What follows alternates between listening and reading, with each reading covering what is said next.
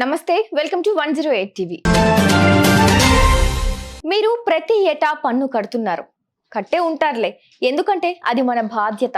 సంపాదించే ప్రతి ఒక్కరూ పన్ను కడుతున్నారో లేదో తెలియదు, కానీ సమాజం మీద బాధ్యత ఉన్నవాళ్ళు, మరీ ముఖ్యంగా మధ్య తరగతి వాళ్ళు మాత్రం పక్కాగా కట్టేస్తుంటారు. వాళ్ళు కట్టకపోయినా ప్రభుత్వం ముక్కు పిండి మరీ వసూలు చేస్తుంది. ఇప్పుడు ఈ పన్ను గోల ఎందుకు అంటారా? కారణం ఉంది.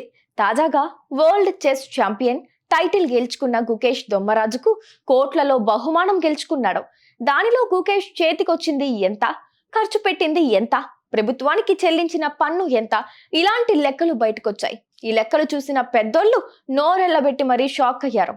పన్ను కట్టించుకోవచ్చు, మరి ఇంతలానా అంటూ ప్రభుత్వాన్ని జస్ట్ ఆస్కింగ్ అంటూ క్వశ్చన్ చేస్తున్నారు. ఒక్కసారి ఆ లెక్కల్లోకి వెళ్దామా? మరి వరల్డ్ చెస్ ఛాంపియన్ గా నిలిచిన పిన్న వయస్కుడిగా తెలుగు తేజం గుకేష్ రికార్డు నెలకొల్పిన సంగతి తెలిసిందే. ఇటీవల సింగపూర్ వేదికగా జరిగిన వరల్డ్ ఛాంపియన్షిప్ పోటీల్లో చైనాకు చెందిన డెంగ్ లిరెన్ కు గుకేష్ ఓడించాడు. 18 ఏళ్లకే చదరంగంలో ప్రపంచ విజేతగా నిలిచిన గుకేష్ ఈ ఘనత సాధించిన పిన్న వయస్కుడిగా రికార్డులోకి ఎక్కాడు.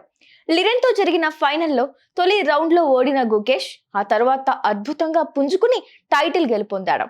యంగెస్ట్ వరల్డ్ ఛాంపియన్ గా ఘనత సాధించిన గుకేష్ దొమ్మరాజు సోమవారం భారత్ చేరుకున్నాడు. ఇక ప్రైజ్ మనీ విషయానికి వస్తే ఛాంపియన్షిప్ పూర్తి ప్రైజ్ మనీ $2.5 మిలియన్, అంటే 20.75 కోట్లు కాగా, వరల్డ్ చెస్ ఫెడరేషన్ రూల్స్ ప్రకారం ఒక ప్లేయర్ కు ఒక్కో విజయానికి $2 లక్షలు, అంటే 1.68 కోట్లు అన్నమాట. మిగతా మొత్తాన్ని ఫైనలిస్టులకు పంచుతారు. వరల్డ్ చెస్ ఛాంపియన్ గా నిలిచిన గుకేష్ దాదాపు 11 కోట్ల ప్రైజ్ మనీని గెలుచుకున్నాడని తెలుస్తోంది. 3 గేమ్లు గెలిచినందుకు గాను గుకేష్ కు $6 లక్షలు, అంటే మన ఇండియన్ రూపీస్ ప్రకారం 5.4 కోట్లు లభించగా, 2 గేమ్లు గెలిచిన లిరెన్ కు $4 లక్షలు లభించాయి. మిగతా $1.5 మిలియన్ వీరిద్దరూ మధ్య పంచగా గుకేష్ కు మొత్తంగా దాదాపు $1.35 మిలియన్ లభించాయి. ఇది మన ఇండియన్ కరెన్సీలో మొత్తం 11.34 కోట్లకు సమానం. వరల్డ్ చెస్ ఛాంపియన్షిప్ గా గెలిచిన తరువాత గుకేష్ నికర సంపద 21 కోట్లకు చేరుకుంది. గుకేష్ 30% ఆదాయ పన్ను స్లాబ్ పరిధిలోకి వస్తుంది. కాబట్టి అతడు గెలుపొందిన మొత్తంలో 3 కోట్లు ఐటీ కట్టాల్సి ఉంటుంది. ఆదాయ పన్నుతో పాటు సర్ఛార్జీ కూడా ఉంటుంది.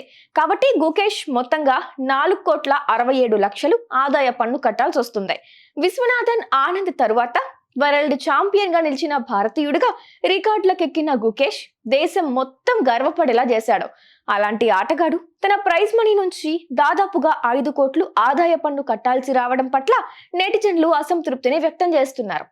ఐపీఎల్ వేలంలో భారీ మొత్తం పలికిన ఆటగాళ్లు సైతం భారీగా ఆదాయ పన్ను కట్టాల్సి వస్తుందనే సంగతి తెలిసిందే. 4.67 కోట్లు ఆదాయ పన్ను కట్టాల్సి వచ్చినప్పటికీ తన ప్రయాణ ఖర్చులు, వసతి, కోచింగ్ స్టాఫ్ కు చెల్లించాల్సిన మొత్తం తదితర ఖర్చులకు సంబంధించిన వివరాలను ఐటీ విభాగానికి చూపించి పన్నుల భారాన్ని తగ్గించుకునే అవకాశం గుకేష్ కు ఉంది.